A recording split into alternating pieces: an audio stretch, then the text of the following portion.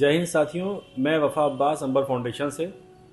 जैसा कि आपको पता होगा कि 21 नवंबर की रात को पाकिस्तान के पारा चिनार क्षेत्र में मुस्लिम वर्ग के शिया समुदाय पर एक आतंकवादी हमला किया गया। उस आतंकवादी हमले में तमाम लोगों को जान से मार दिया गया और सबसे बुरी बात यह रही कि जो लोग वहाँ से किसी तरह से जान बचाकर अपने घायलों को लेकर जा रहे थे, आतंकवादियों ने उनका पीछा करके उनका भी कत्लेआम किया और उन सबको भी जान से मार के उनकी गर्दनें काट दी। पाकिस्तान अपने खुद के बोए पाप को काट रहा है।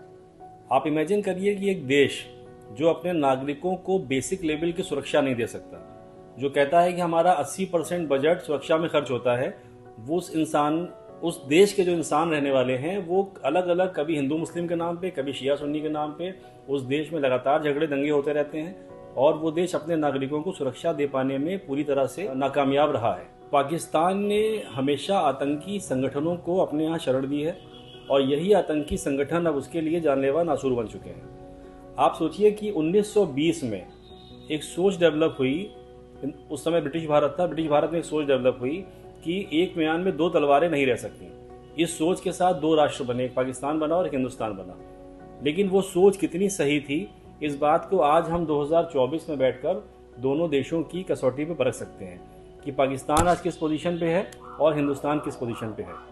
जहां पाकिस्तान अपने देश के लोगों की बेसिक नेसेसिटीज़, उनको खाना, उनको साफ पानी नहीं दे पा रहा है, वहीं हिंदुस्तान पूरे वर्ल्ड की तीसरी अर्थव्यवस्था बनने की तरफ तेजी से आगे बढ़ रहा है।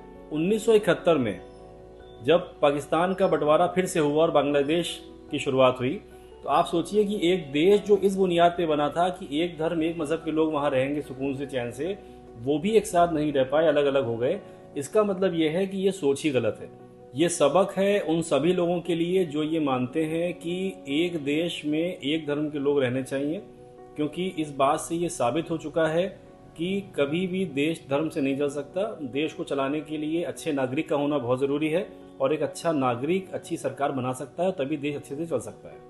अब आप भारत को देखिए, भारत में कितनी ज़्यादा डाइवर्सिटी है, कितने धर्म, कितनी जाति, कितनी भाषाएं और तमाम तरह की विविधताएं या डाइवर्सिटी देखने को मिलती है। मुझे लगता है कि जितनी ज़्यादा डाइवर्सिटी हिंदुस्तान में है शायद ही दुनिया के किसी और मुल्क में होगी। लेकिन उसके बावजूद भी हम बहुत तेज़ी से पूरे वर्ल्ड की हाईएस्ट इकोनॉमी की तरफ बनने की तरफ तेज़ी से आगे बढ़ते जा रहे हैं। हमारे भारत का राष्ट्रगान भी यही कहता है, पंजाब सिंध गुजरात मराठा द्रामीण उत्कल बंगा, यानी कि हमारे भारत के हर प्रदेश, हर कोने, हर जगह से केवल और केवल एकता की आवाज़ ही आती है। हम पाकिस्तान में हुए इस हमले की बहुत सख्त मजम्मत करते हैं और इस बात से ये बात निकल के आती है कि अगर आप सांप पालेंगे तो सांप किसी न किसी दिन आपको डसेगा ज़रूर। तो पाकिस्तान को अब ये समझ जाना चाहिए कि इस तरह के आतंकवादी गतिविधि करने वाले जितने भी संगठन हैं, जितने भी लोग हैं, उनको कान पकड़ के, लाठी मार के, जेल के अंदर करके, फांसी दे के किसी भी तरीके से आप देश से बाहर करिए, क्योंकि ये नासूर हैं पूरे एशिया के लिए, पूरे वर्ल्ड के लिए।